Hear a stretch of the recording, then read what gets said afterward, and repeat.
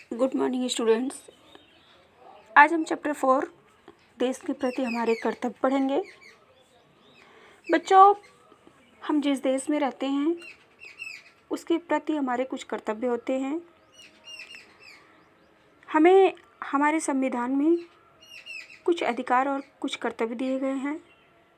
जिस प्रकार हम अपने अधिकारों को पाने के लिए प्रयास करते हैं, अधिकारों को पाने के लिए हम दौड़ते रहते हैं, उसी प्रकार हमें अपने देश के प्रति कर्तव्यों का भी निर्वहन करना चाहिए।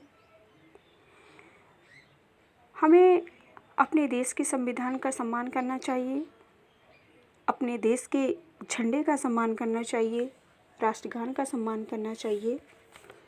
हमें उन वीर शहीदों का सम्मान करना चाहिए जिनके बलिदान के कारण हमारा देश महान हो सका है, हमारे देश का गौरव बढ़ सका है।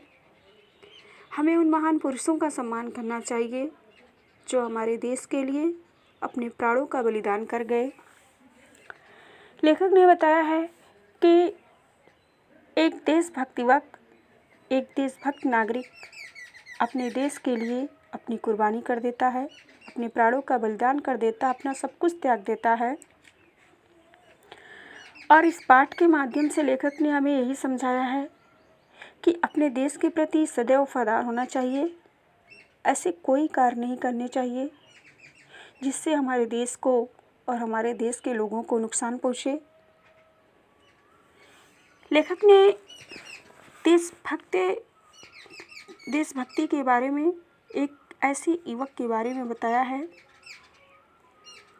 लेखक ने बताया है कि एक बार हमारे देश के महान संत स्वामी रामतीर्थ जापान गए, रेल से यात्रा कर रहे थे और उस समय फल ही उनका भोजन था।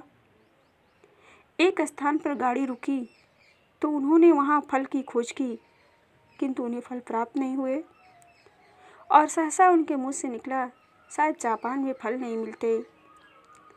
एक जापानी युवक प्लेटफार्म पर खड़ा था, उसने ये शब्द सुने और वह अपना काम छोड़कर भागा और फलों की टोकरी लाकर स्वामी जी के सामने रख दिया।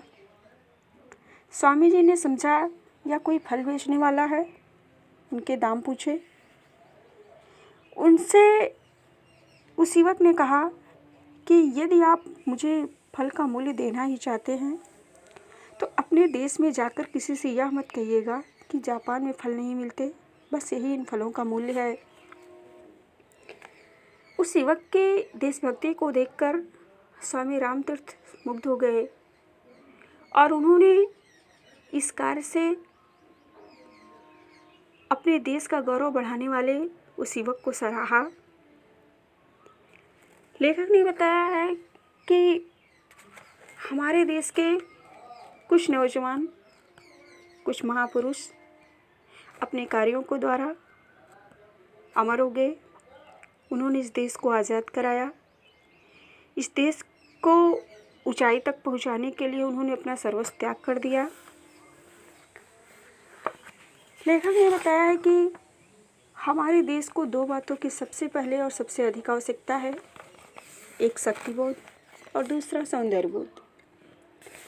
शक्तिबोध वह है कि हमें चलती रेलों में, मुसाफिर खानों में, क्लबों में, चौपालों पर, मोटर बसों में कभी भी ऐसी चर्चा नहीं करनी चाहिए जिससे हमारे देश का अपमान हो, जिसमें हम अपने देश की तुलना दूसरे देशों से करते हैं और उस समय दूसरे देशों को श्रेष्ठ बताते हैं, अपने देश को हीन बताते हैं। इससे हमारे देश की शक्ति का ह्रास होता है, हमारे देश की शक्ति बोध को चोट पहुंचती है, सामूहिक मानसिक बल का ह्रास होता है। जब हम अपने ही देश का अपमान करते हैं, अपने ही देश के गौरव को कम करते हैं, तो हम उस देश के सच्चे नागरिक नहीं कहे जा सकते हैं। दूसरा है सौंदर्यबोध। लेखक ने बताया है कि कभी केला खाकर छिलका रास्ते में फेंक देना, घर का कूड़ा बाहर फेंकना, अपशब्दों का प्रयोग करना, चुगलखोरी करना, अपना घर दफ्तर गली गंदा रखना, होटलों धर्मशालाओं में, ऐसे ही स्थानों में, जीनों में, कोनों में फीक थूकते हैं। दूसरों को वचन देकर समय पर नहीं मिलना, इस तरह सौंदर्य बोध को ठेस पहुँचती है, सौंदर्य बोध को आघात होता है और देश के सौंदर्य बोध को भयंकर आघात लगता है। हमारे देश की संस्कृति को गहरी चोट पहुँचती है। लेखक बता रहे हैं कि हम सभी का कर्तव्य है कि हमारे अपने मन, वचन और कर्म से अपने देश को कोई हानि न पहुँचाएं। यदि कोई दूसरा देश का अपमान कर रहा है, अनुचित कार्य कर रहा है, तो हमें उसका अनुसरण नहीं करना चाहिए। यदि हम उसे सुधार सकते हैं तो उसे सुधारने का प्रयास करना चाहिए और यदि कोई गलत कार्य कर रहा है तो हमें उसका साथ नहीं देना चाहिए और कभी भी यह मन में नहीं सोचना चाहिए कि एक हमारे अकेले करने से कुछ अच्छा नहीं हो सकता है। यदि आप अपने मन में यह सोच लेंगे तो आप अपने देश के प्रति कुछ अच्छा नहीं कर पाएंगे।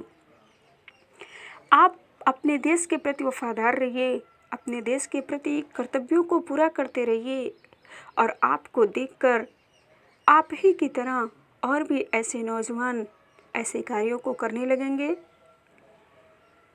क्योंकि आप जानते हैं कि जीत हमेशा कार्य करने वालों की ही होती है। बच्चों,